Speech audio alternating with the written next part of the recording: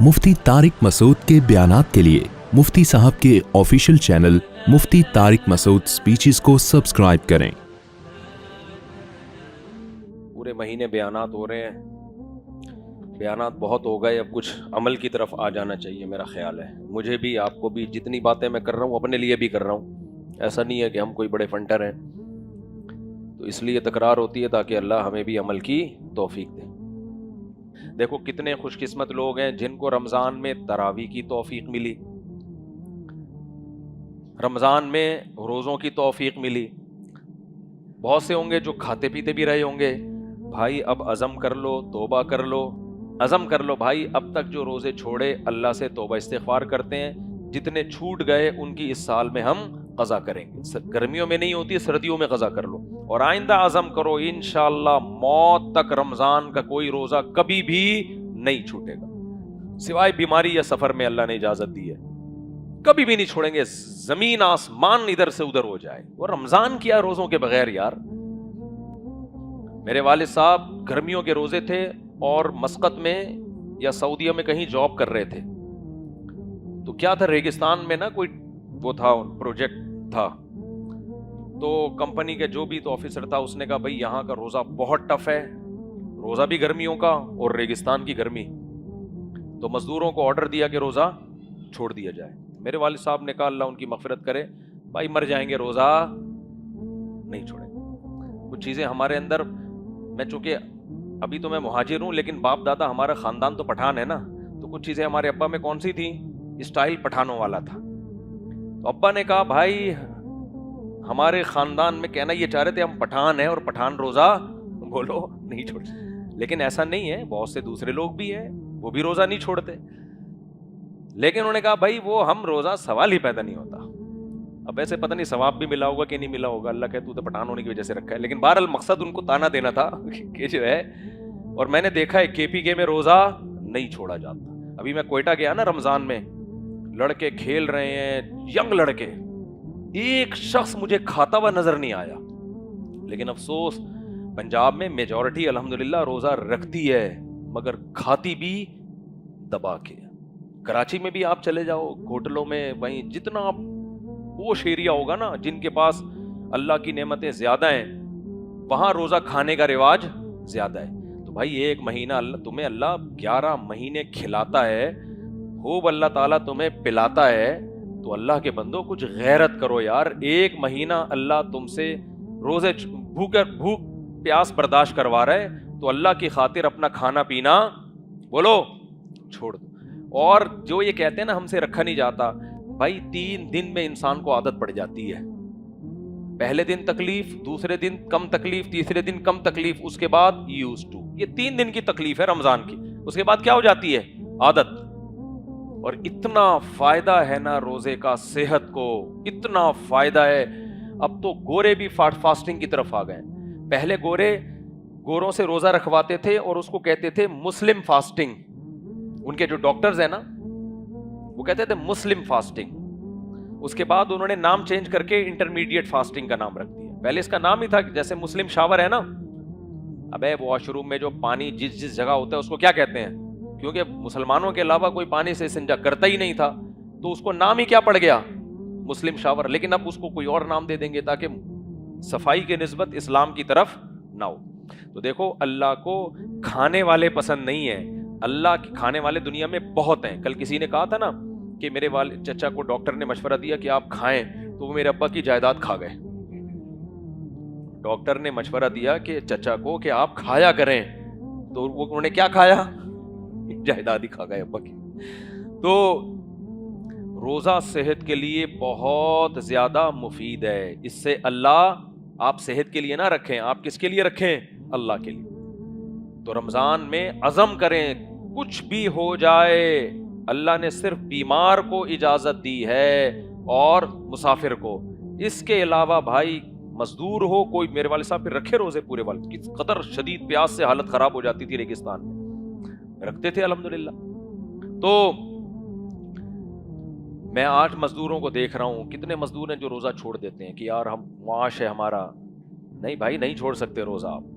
हाँ, रोजा रख के कंडीशन ये हो जाए कि मरने लगे, ایسی پیاس لگے, ایسی بھوک لگے کہ طبیعت خراب ہونا شروع ہو جائے, چکر آ رہے ہیں, تو بیماری میں پھر روزہ توڑنے کی اجازت ہے. جب تک یہ کنڈیشن نہ ہو, بھوک یا پیاس کی شدت کی وجہ سے روزہ نہیں چھوڑ سکتے کہ بہت شدید پیاس لگ رہی ہے, نہ نہ نہ. اور یہ خوب سمجھ لیں, نفلی روزہ توڑ دیں گے صرف گناہ ملے گا, کفارہ نہیں ہے, کفارہ نہیں ہے, قضا کرنی پڑے گی. لیکن رمضان کا روزہ توڑ دیا نا کسی نے, روزے کے دوران بیوی سے ہم بستری کر لی یا جان بوجھ کر کھا پی لیا, تو پھر صرف قضا نہیں ہے بلکہ 60 روزوں کا کفارہ ہے. 60 روزے کنٹینیو رکھنے پڑیں گے. 59 روزوں کے بعد ایک روزہ چھوڑ دیا تو دوبارہ سے 60 ہے نا. تھوڑا تھکے ہوئے بھی ہیں, تھوڑا سا چٹکلے بھی ہو جائے نا. ایک آدمی ہوٹل پہ گیا, بڑا صحت مند تھا, تو ہوٹل والے سے کہا 20 روٹیاں لیا. اس نے کہا نہیں کھا سکتا. کہہ رہا کھا لیا تو پیسے لے گا؟ کہہ رہا نہیں لوں گا. لیا 20 روٹیاں, لایا 20 روٹیاں, اس نے کھائی. ہوٹل والا پریشان, ابے کم وقت 20 روٹیاں کھا گیا ہے اور پیسے بھی نہیں دے گا, یہ اتنا میرا نقصان. تو کہہ رہے نہیں تو نے 19 کھائی ہیں. کہہ رہے نہیں 20 کھائی ہیں. کہہ رہے نہیں 19 کھائی ہیں. کہہ رہے چل دوبارہ سے. اس نے کہا لے بھائی پوری ٹوٹل 20, اب یہ دوبارہ بھی کھا سکتے. تو اللہ میاں کیا کہتے ہیں, آپ نے اگر روزہ توڑ دیا نا رمضان کا, تو کتنے روزے رکھنے پڑیں گے؟ 60 روزے لگاتار. ایک بھی چھوٹ گیا, چاہے بیماری کی وجہ سے چھوٹا ہو, تو کنٹینیو پھر 60 رکھنے پڑیں گے.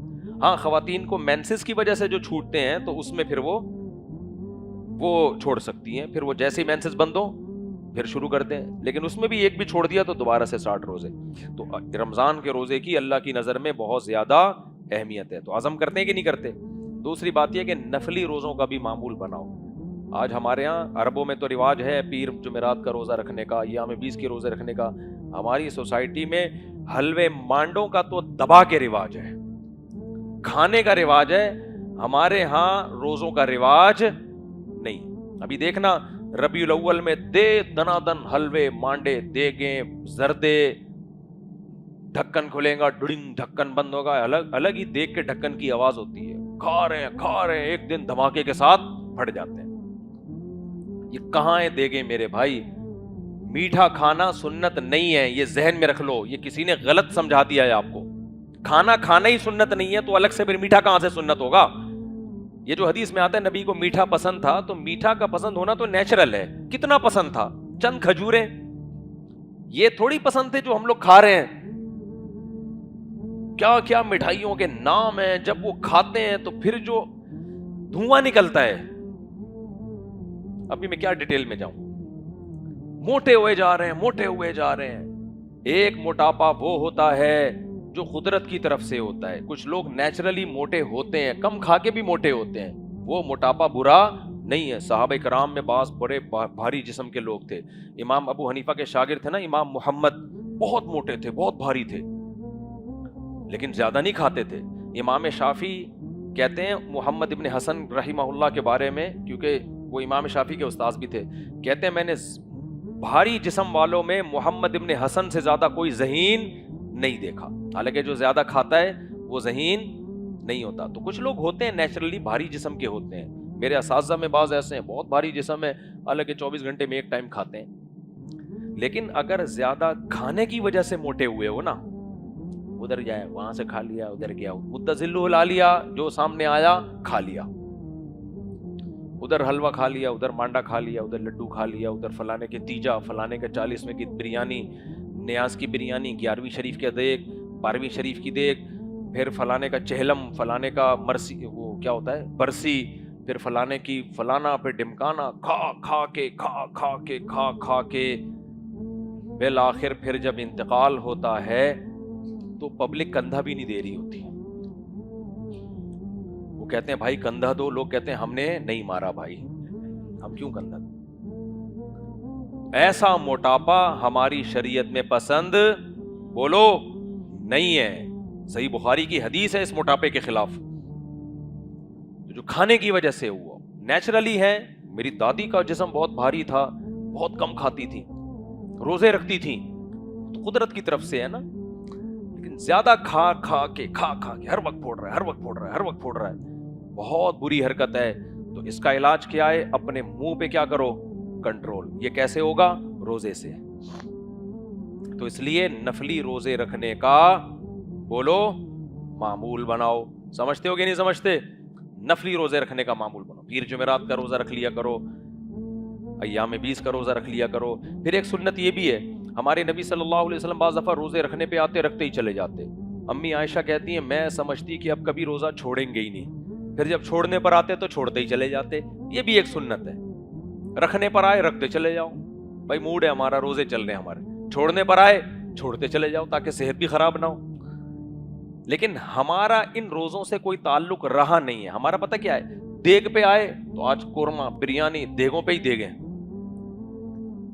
और हम फिराके यार में घुल घुल के हाथी हो गए, इतने घुले रुस्तम के साथी हो गए। फिराके यार कहते हैं यार की जुदाई, तो गम होता है ना महबूब की जुदाई में। तो पहले जमाने में लोग इश्क व मोहब्बत में मोटे होने के बजाय क्या होते थे? बोलो ना, दुबले। अब अल्लाह के नबी और अल्लाह के इश्क में दुबले होने के बजाय क्या हो रहे हैं? जितनी नबी से मोहब्बत होगी उतना ही हिसाब किताब ज्यादा होगा। तो उस पे शायर ने कहा है, हम फिराके यार में, हम यार की जुदाई में घुल घुल के हाथी हो गए हैं। घुल घुल के तो पतला होना चाहिए था, लेकिन घुल घुल के क्या हो रहे हैं? हाथी। इतने घुले रुस्तम के साथी हो गए, रुस्तम पहलवान। घुल घुल के इतने मोटे हो गए, लग रहा है कि तो रुस्तम पहलवान का भाई है।